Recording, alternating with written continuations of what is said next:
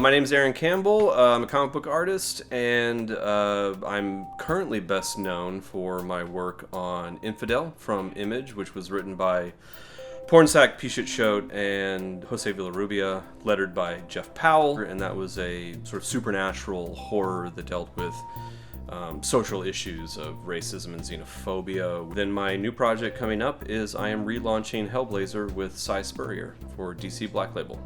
And today I am here to talk with the beat about my artistic process. When I first wake up in the morning and I've got to get to work, like I think like a lot of artists, there's a lot of procrastination. Like I'm the kind of person who needs a lot of variety. Like I need a lot of variety in food. I need a lot of variety in stimulus. So I'm not the kind of person who has that process that is always the same every day.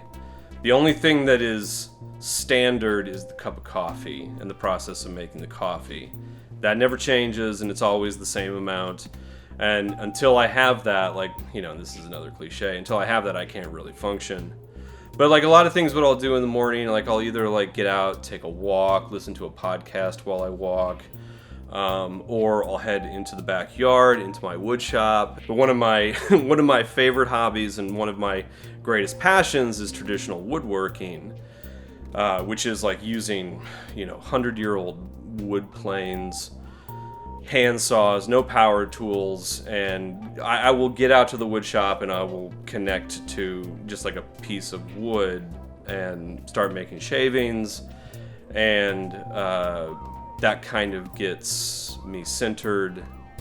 I got started woodworking because 5 years ago my father passed away from brain cancer, and I inherited all of my dad's tools, all of my grandfather's tools, and a great deal of my great-grandfather's tools. I come from southeast Missouri, farm country, and woodworking was part of daily life.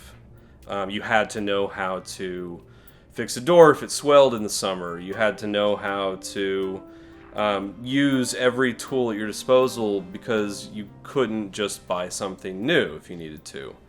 And you also had to know how to take care of your tools, so tools would become heirlooms.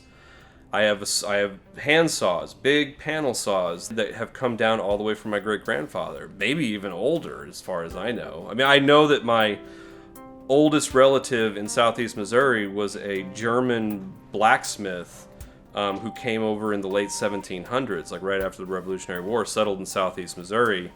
I doubt anything survived from there, but that idea, that tradition of like we come from poverty, everything we have has to be cherished and has to be respected.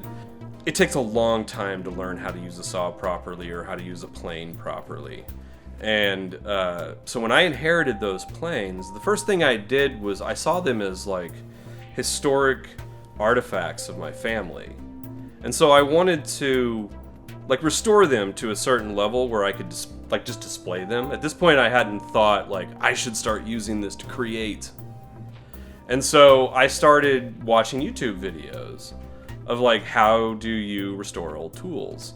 And all of those videos invariably are connected to how you use them.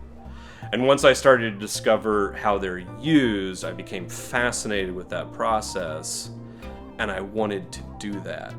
But I started to realize, like, that's when I started to kind of develop this notion that there is true value in material culture. So when you have an object that has existed for a purpose in a family or has been used, there's something of the person left in the object. And so there's something, it almost becomes like this sacred totem of that individual. Their life is in it because it was there and they were using it and they were touching it. I mean, they can translate to the art that I do because it's all about dexterity of your hand. It's about training muscle memory. And so it might not seem like it's related to art or drawing, but it is, because it's all like using a pencil, using a brush, using a plane, It's all the same. It's all the same idea of training yourself. The first time you, by hand, dimension a piece of lumber so that it is exactly the dimension, exactly the thickness you want it to be, exactly the width you want it to be, and everything is perfectly 90-degree angles. The geometry is all perfect, and you did that by hand with a little plane like that size, and it's just got a razor blade on it. That is a feeling of intense accomplishment. I've done what people nowadays only think machines can accomplish. So here's a quick list of other things that I do. In the fall, I make preserves. I have an apricot tree and I have an apple tree. I've yet to get a good harvest off of my apple tree. So instead, I'll just go to the farmer's market in the fall and I'll buy a ton of apples, and I'll make apricot butter and apple butter. And I even I'm such a dork. I don't even sell these or give these to anybody. This is just for my own edification. I created a label because I'm a huge Lovecraft fan. I created a label which is a play off of the Lovecraft story, The Terrible Old Man. And so the label is Terrible Old Man Campbell Farms, and it's a picture of me and my beard is all fluffed out, and I'm screaming, and I have this sailor cap on, and there's all this Cthulhu. I made a label. This Cthulian imagery around the edge of the label. I do that. I garden. I started experimenting in some. I'm not even going to explain this because you can look it up. I started experimenting in something called biochar. I have a pond which I built myself, and so I have to maintain that, and I get a lot of joy out of that because we have toads now, and so the pond is filled with tadpoles, and there's fish, and there's raccoons that come and eat the tadpoles and the fish and knock all the shit over.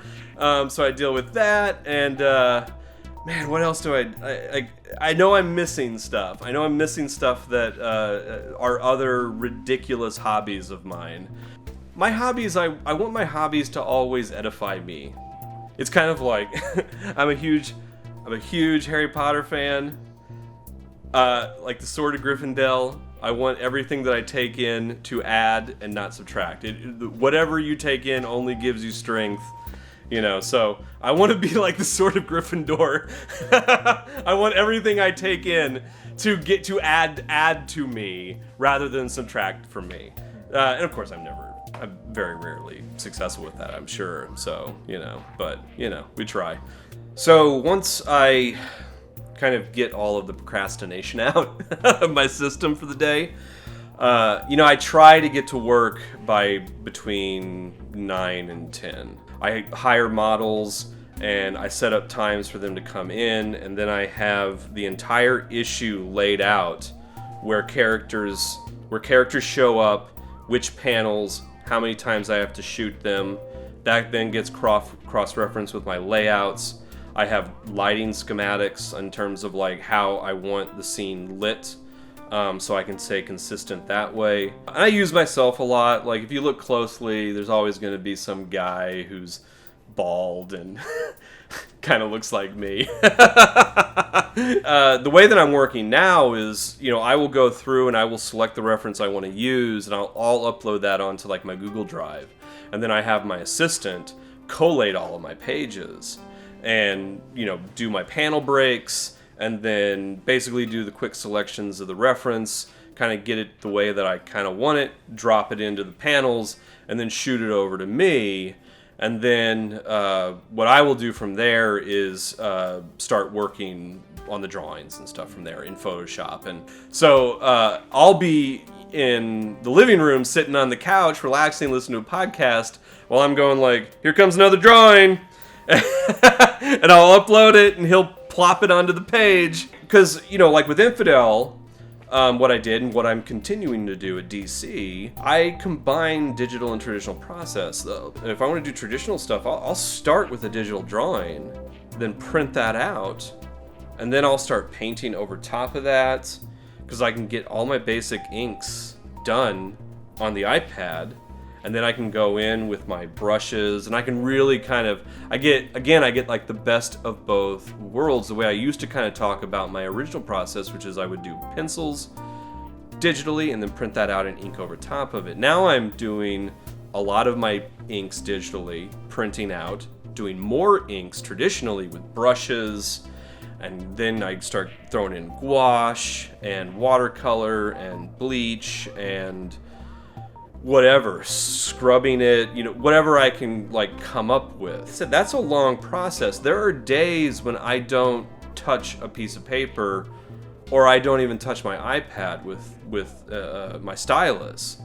There's days when I am just engineering the page. I use oil, I use acrylic, I use gouache, watercolor, I use charcoal. I try to continually add more and more. I use inks, and there's different types of inks. Like I will use like a Higgins India ink that is waterproof, but then I will use fountain pen ink, like old school fountain pen ink that is not waterproof.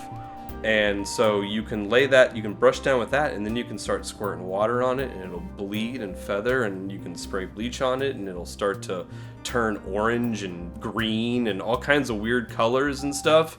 They're all just tools, and each one has its own learning curve, and it takes a while before you really start to get comfortable. But I even use like paper towels. Like I will take paper towels and scrunch those up, and I'll lay that down over a drawing, then I'll start spraying bleach over top of it and use a roller over that, and then that transfers this weird kind of pattern. So I hope that was a good look into my frenetic process, the chaos which is my daily routine. and make sure to go check out Infidel. You can find it pretty much anywhere as far as I know at this point. And keep an eye out for HELLBLAZER coming out on November 27th from DC Black Label. Also, make sure to like, subscribe, stay tuned to the beat. We're just getting started.